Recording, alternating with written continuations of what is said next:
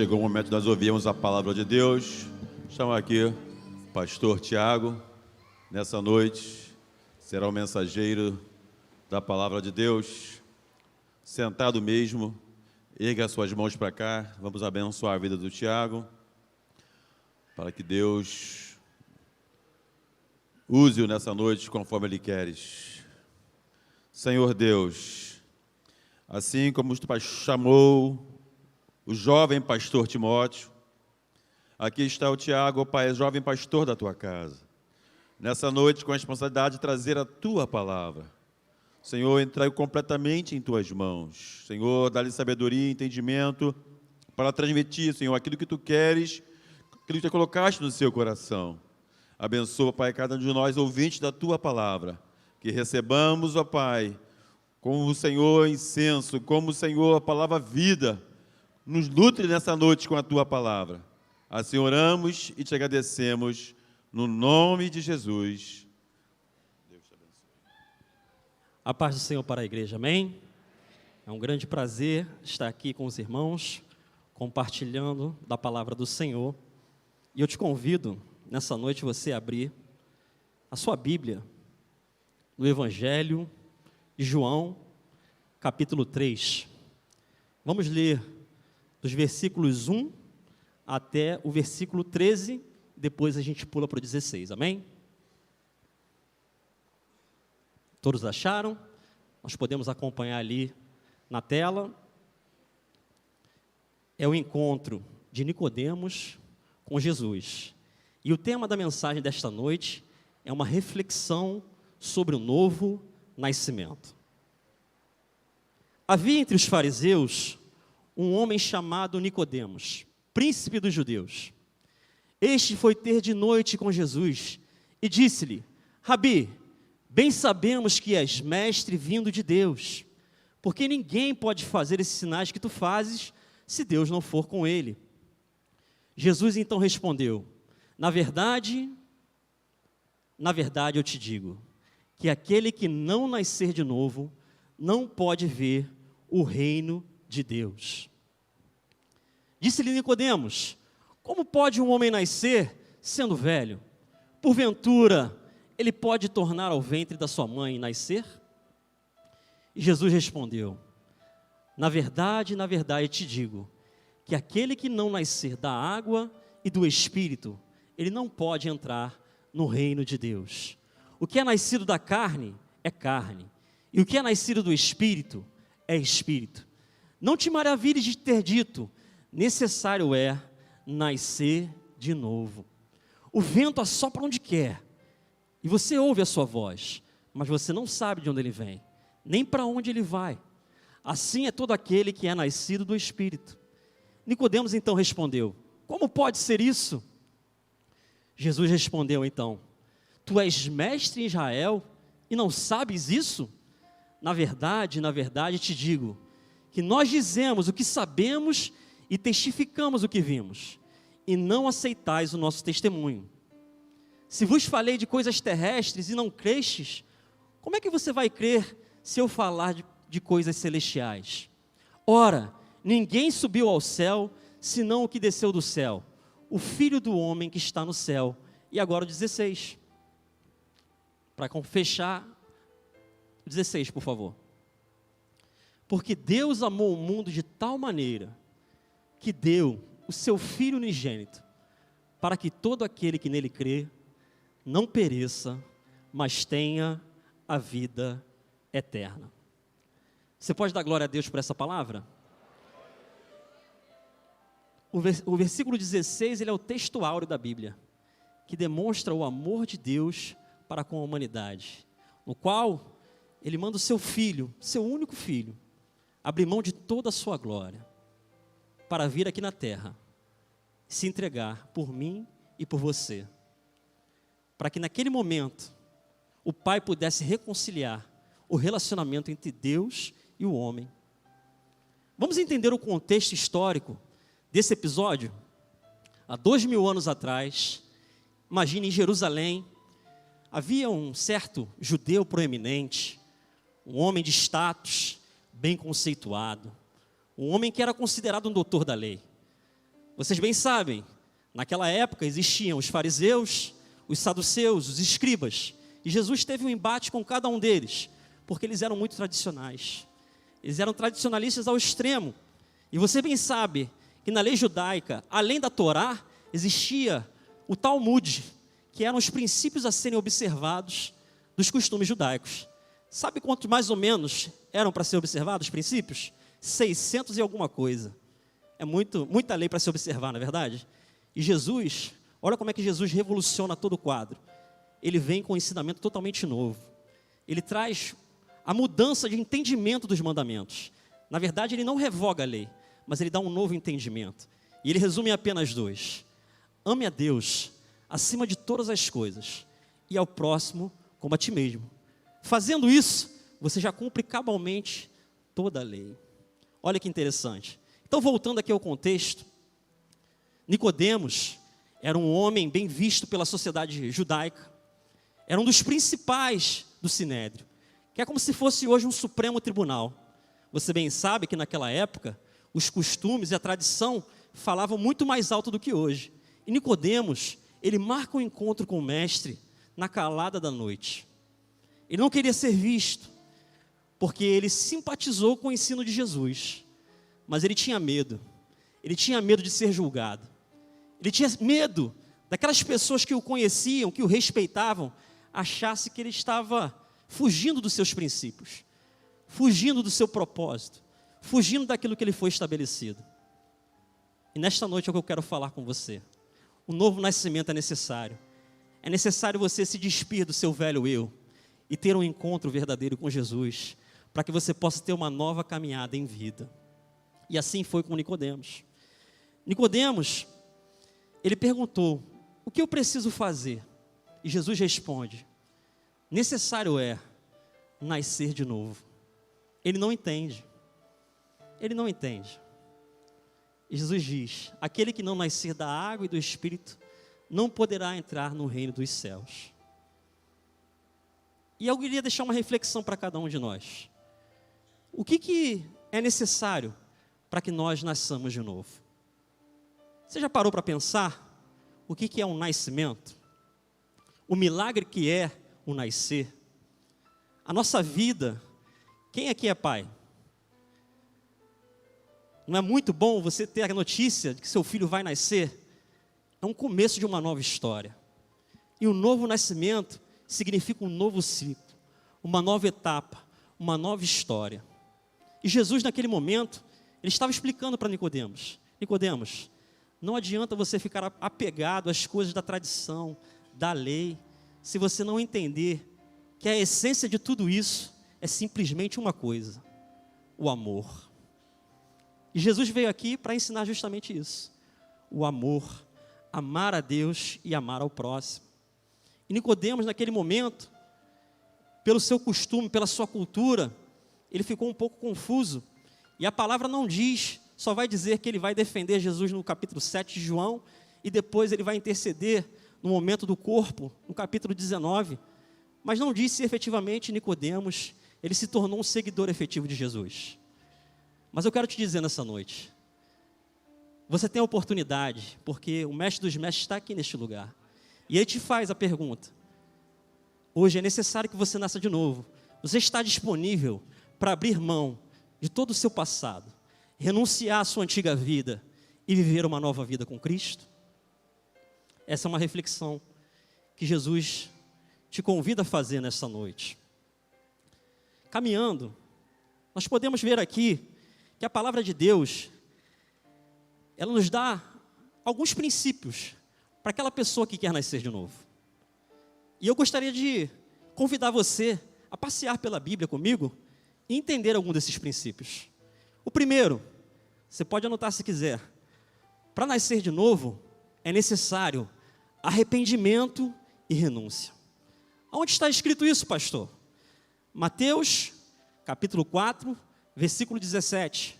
Jesus, ele é tentado no deserto, vai para Galileia, e a partir daí, desde então ele começa a pregar: arrependei-vos, porque é chegado o reino dos céus.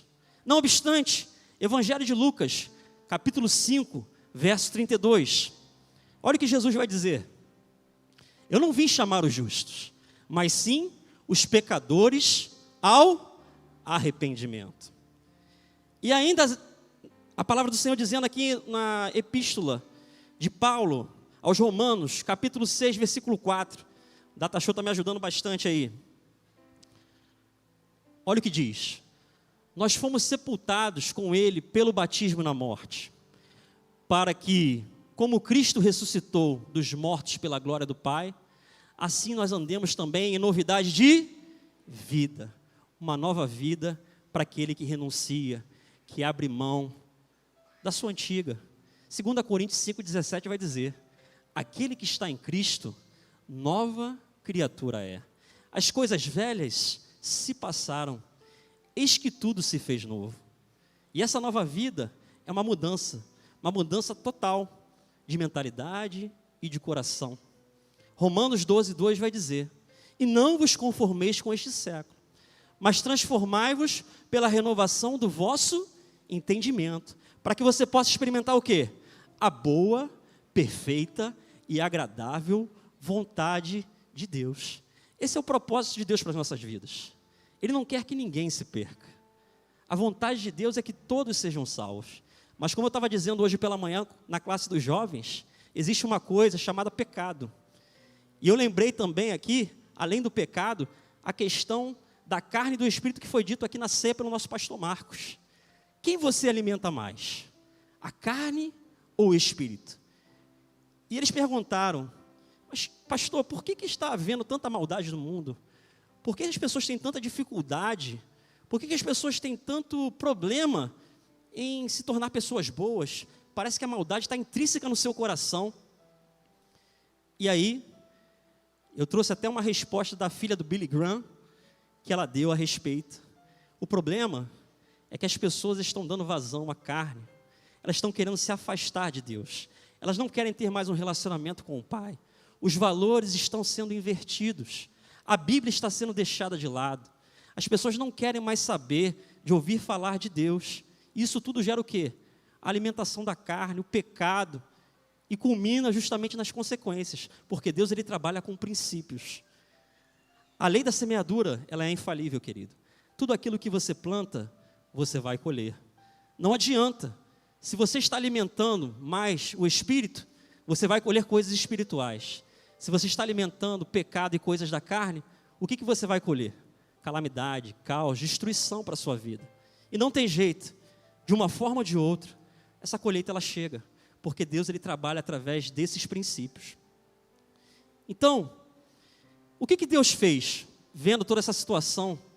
Em Romanos 3:23, muitas pessoas podem dizer assim: ah, mas eu sou uma pessoa muito santa, eu busco o tempo todo a Deus, eu oro 50 vezes por dia, eu sou muito santo. Mas olha o que Romanos 3:23 vai dizer: todos pecaram e destituídos foram da glória de Deus. E sabe o que Deus fez? Ele enviou o seu Filho Jesus para nos salvar, não por mérito, mas através da graça. Efésios, capítulo 2, versículo 5 vai dizer. Efésios, capítulo 2, versículo 5. Eu sei que está rápido, bastante referência, né? Nós estávamos ainda mortos nos nossos pecados e as nossas ofensas. E quem nos vivificou foi Cristo. E nós fomos salvos pela graça. E no verso 8, complementa. Verso 8, por favor. Porque pela graça nós somos salvos. E por meio de quem? Da fé. Ou seja, isso não vem de nós. É dom de quem? De Deus. Então, para que nós possamos nascer de novo, primeiramente, nos arrependermos. Entendermos que não somos merecedores. Que não somos dignos. Que não foi por mérito nosso, mas foi através da graça.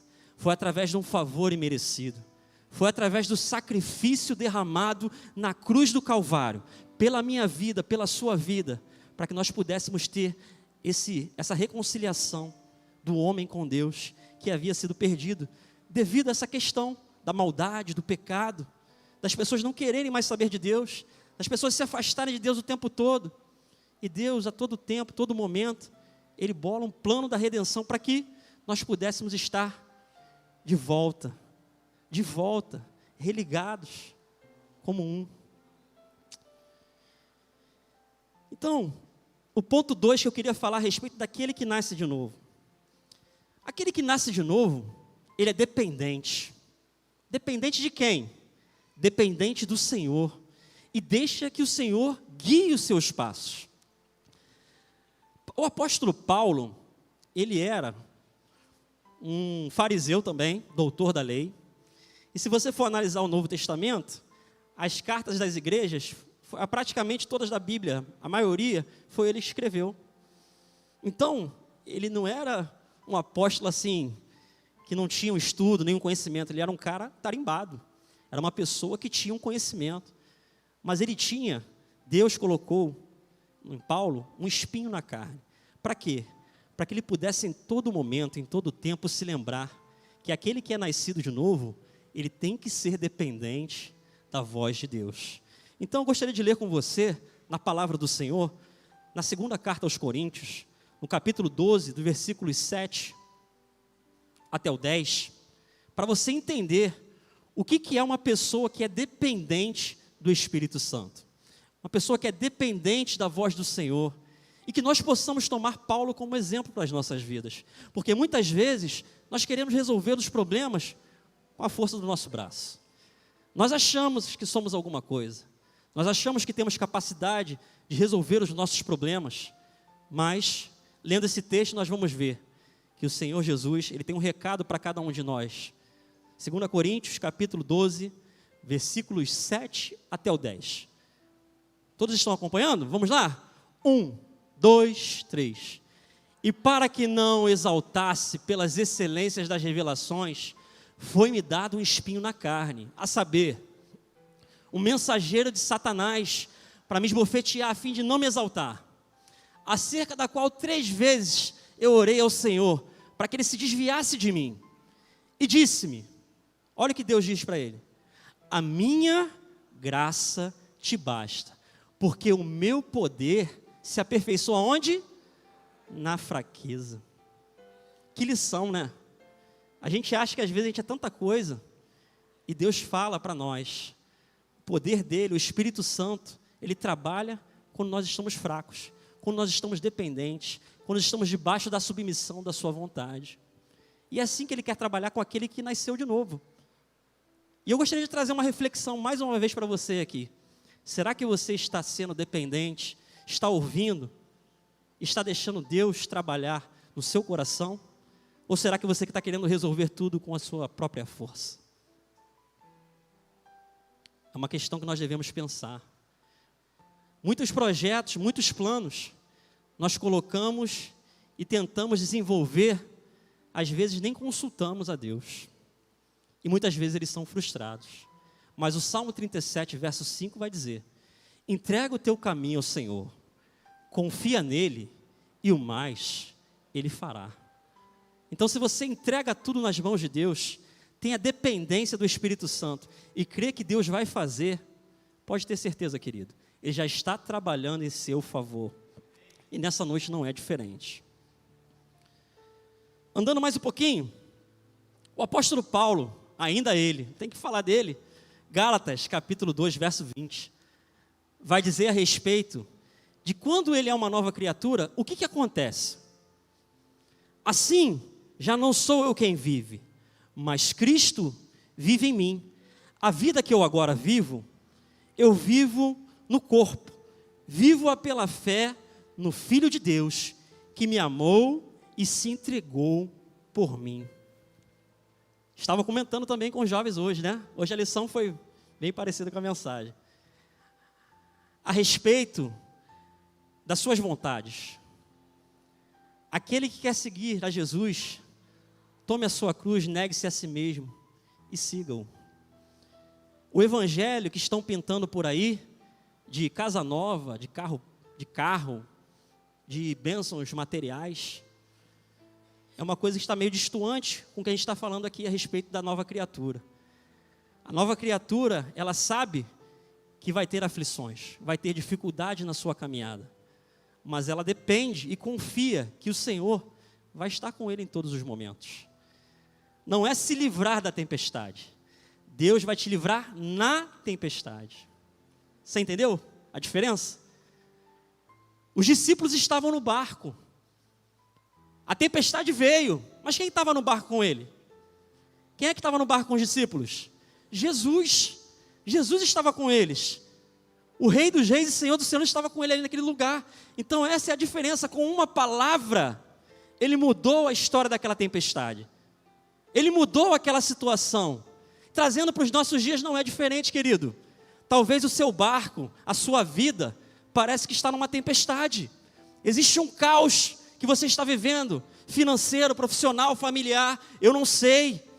Mas uma coisa eu quero te dizer, se Jesus está no seu barco, basta uma palavra para que o milagre aconteça. Para que esse caos, para que essa situação, para que essa dificuldade ela vá embora. Porque Ele tem todo o poder. Essa é a diferença. Você entendeu a diferença da nova criatura? Para aquele que ainda pratica as velhas coisas, tem a velha vida, não consegue se libertar da prisão, das algemas, do pecado. Ponto 3. Aquele que nasce de novo, sabe qual é o seu propósito. Isso é importante falar. Porque existe aquele ditado, né? Para quem não sabe para onde vai, qualquer ônibus serve. A pessoa não sabe nem para onde vai, então qualquer lugar está bom. Não é verdade? E o que é um propósito? O que é um propósito? É um objetivo. É aquilo que você foi estipulado para fazer e ser. Então aquele que é nova criatura, ele sabe para que ele foi chamado. Você sabe para que você foi chamado? Você foi chamado para ser embaixador do Rei dos Reis e Senhor dos Senhores aqui na terra. O Deus de todo o universo, o Criador de todas as coisas, te chamou, querido. Ele te convocou para você engrossar as fileiras do seu exército. E sabe qual é a sua responsabilidade? Arregimentar mais pessoas para o exército de Deus, para que o reino de Deus cresça. Porque, como eu disse aqui, o propósito de Deus é que nenhum de nós se perca, mas todos sejamos salvos.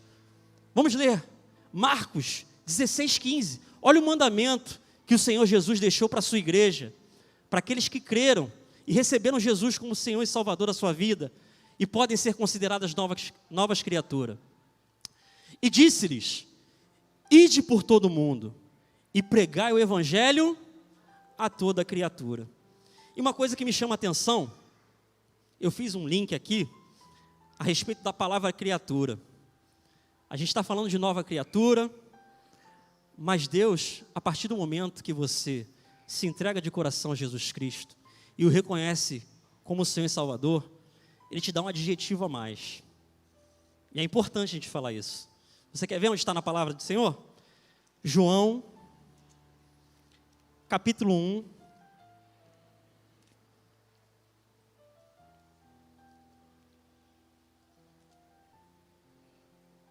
versículo 12.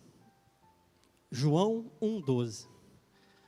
Você, que é nova criatura, quando você se entrega a Jesus, olha o que acontece. Mas a todos, quanto o receberam, deu-lhes o poder de serem feitos o quê? Serem feitos o quê? Ah, não é mais criatura, você é filho.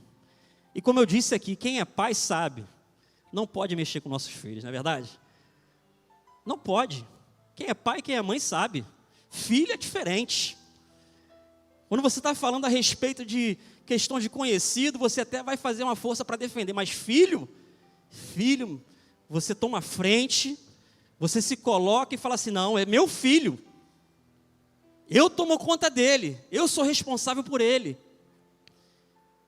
A nova criatura, quando crê e recebe Jesus como Senhor e Salvador, foi dado o poder de ser feito filho de Deus. Basta você crer no nome que está acima de todo nome. O nome de Jesus, o qual todo joelho se dobrará e toda língua confessará que Jesus Cristo é o Senhor. O nome poderoso, o nome maravilhoso. A promessa se cumpriu. Ele é o Cordeiro de Deus que tirou o pecado do mundo. E através do seu sacrifício, nós temos a remissão dos nossos pecados. Irmãos, é tremendo. A profundidade da pessoa que é uma nova criatura, ser chamado de filho, é uma coisa que, quando a gente reflete a respeito da relação familiar do pai com o seu filho, você fica pensando assim, realmente, Deus nos ama muito. E eu gostaria de trazer aqui uma frase muito interessante, que fala a respeito da pessoa que é uma nova criatura. Quando você é um embaixador, como eu disse aqui, uma pessoa que tem a responsabilidade de levar o evangelho para outras pessoas, qual é a sua maior pregação? Tem uma frase muito famosa que fala assim: pregue e, se possível, use palavras. Significa dizer que o que ecoa mais alto não são as suas pregações, não é a sua mensagem, não é estar aqui no altar e ficar falando para centenas de pessoas. É a sua atitude, é o seu posicionamento, é o seu comportamento, é o seu proceder. Isso vai te diferenciar e isso vai mostrar para as outras pessoas que você é uma nova criatura. Não deixe as críticas te abater. Esse é um ponto interessante que eu gostaria de falar. As pessoas não entendem que Deus usa cada um do seu jeito, da forma como Ele quer e do jeito que Ele quer. Efésios capítulo 3, verso 10. Coloca aí, por favor. Para que agora, pela igreja, a multiforme sabedoria de Deus seja conhecida dos principados e potestades nos céus. 11. Segundo o quê? O eterno propósito que fez em Cristo Jesus, nosso Senhor. E aqui eu queria deixar uma mensagem para você, querido. Você está sendo criticado? Alguém está fazendo críticas ao teu respeito, do teu ministério, daquilo que você está fazendo? Prossiga, você está no caminho certo. Tem um ditado que diz assim: as pessoas nunca querem ver você melhor do que elas. Pode até estar igual, mas melhor nunca. E as pessoas que te criticam são aquelas pessoas que não fazem. Não é verdade?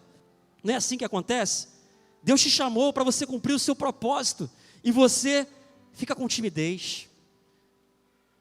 Deus te chamou para cumprir o seu propósito e você recua. Ah, porque eu tenho medo. Ah, porque eu não posso. Ah, porque é muita gente, eu não consigo falar em público. Ah, porque eu sou uma pessoa que não tenho condições, eu não tenho aquele jeito de pregar como o fulano tem. Não se importe com isso. Você tem que se preocupar com o que Deus pensa ao teu respeito, não com o que as pessoas pensam ao teu respeito. Se Ele te chamou, cumpra o seu chamado, cumpra o seu propósito. Não se importe com as críticas, não se importam com as dificuldades que vão aparecer. Você bem lembra, Neemias, ele estava lá e ele tinha uma missão, ele tinha um propósito. Qual era o propósito dele? Reedificar os muros de Jerusalém. Mas havia Sambalate e Tobias, não é verdade?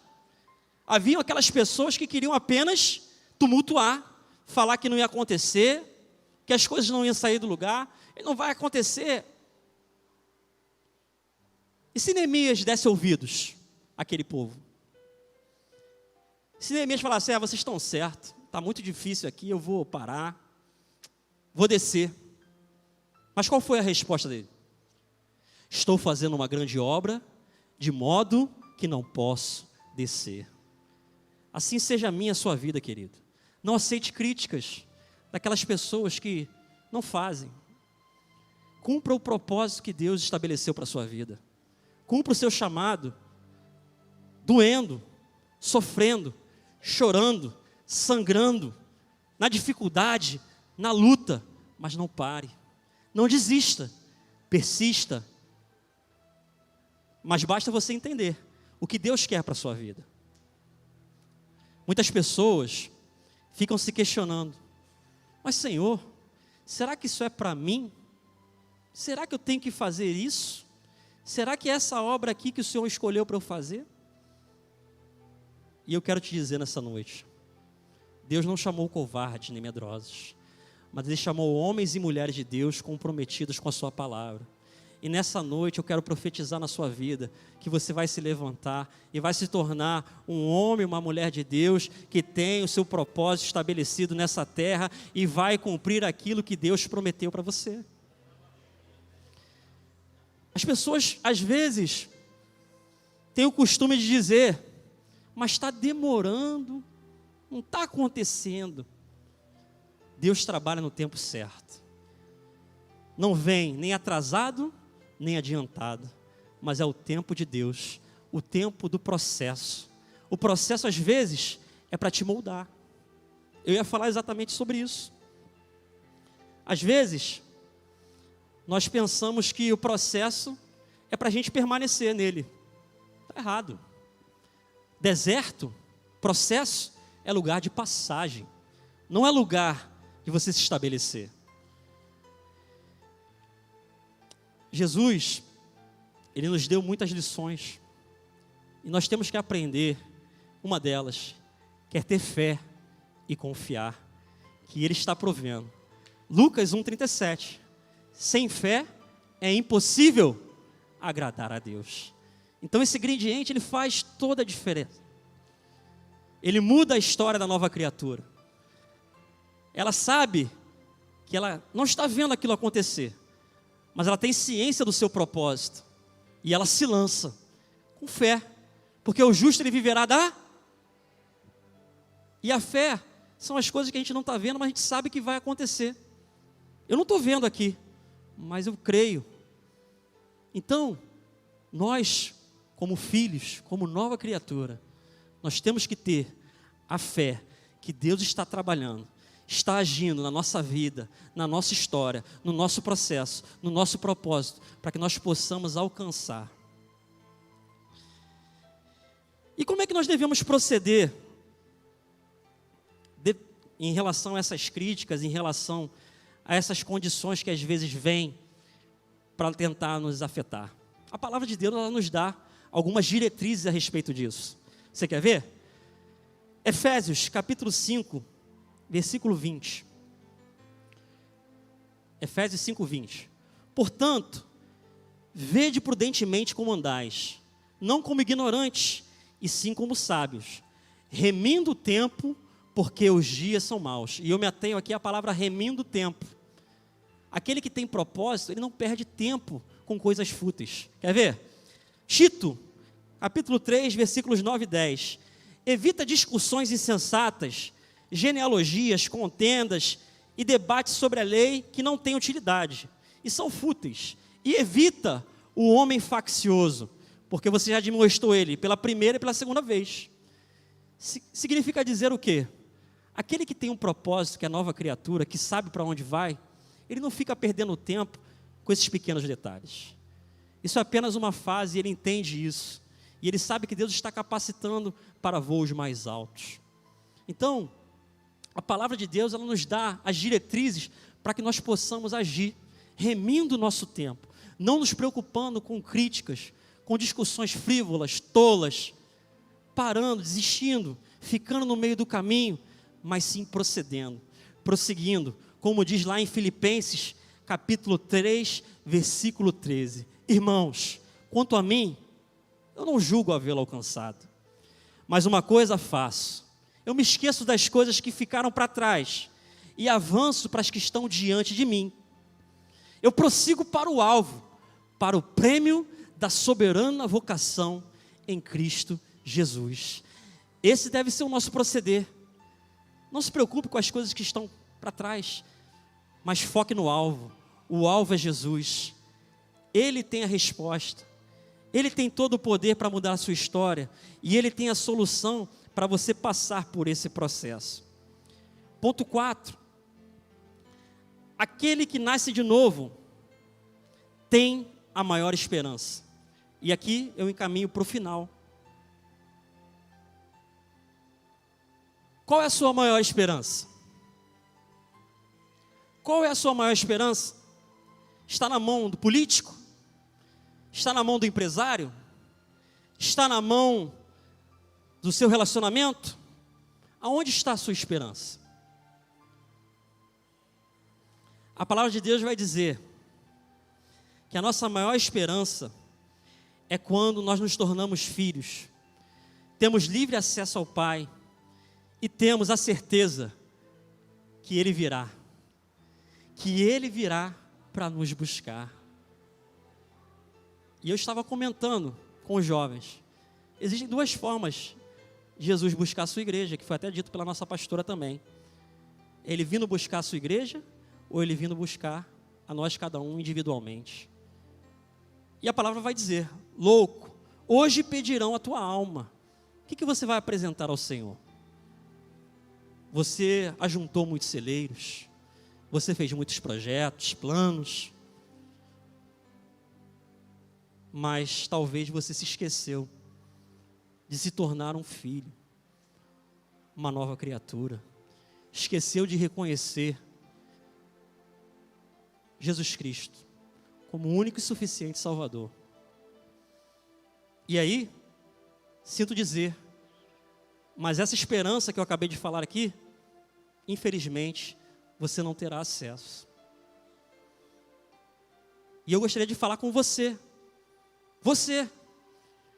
que está aí e precisa nascer de novo, precisa se tornar uma nova criatura, precisa entregar a Jesus o seu coração e dizer: realmente eu me arrependo, eu reconheço que nada sou, eu sei agora qual é o meu propósito, eu sei o que Deus tem para a minha vida, eu sei o que Ele quer fazer na minha vida, eu sou filho agora, eu quero ser filho, não quero ser apenas criatura, eu quero ser chamado de filho de Deus.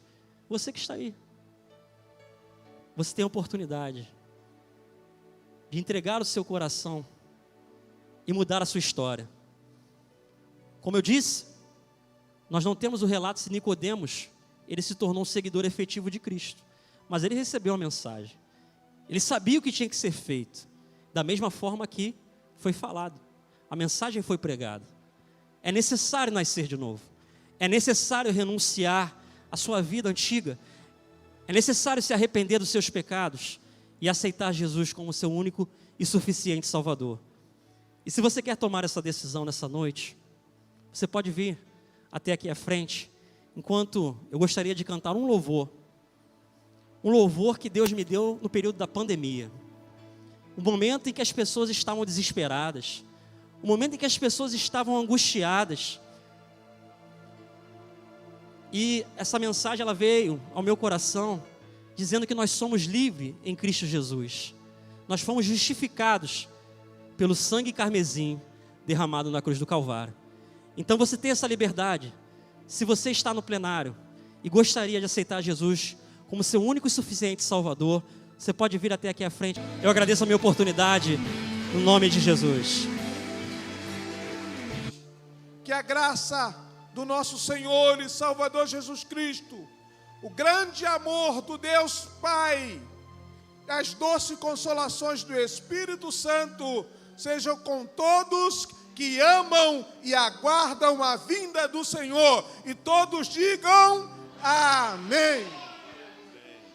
Está terminado em nome de Jesus. Deus abençoe.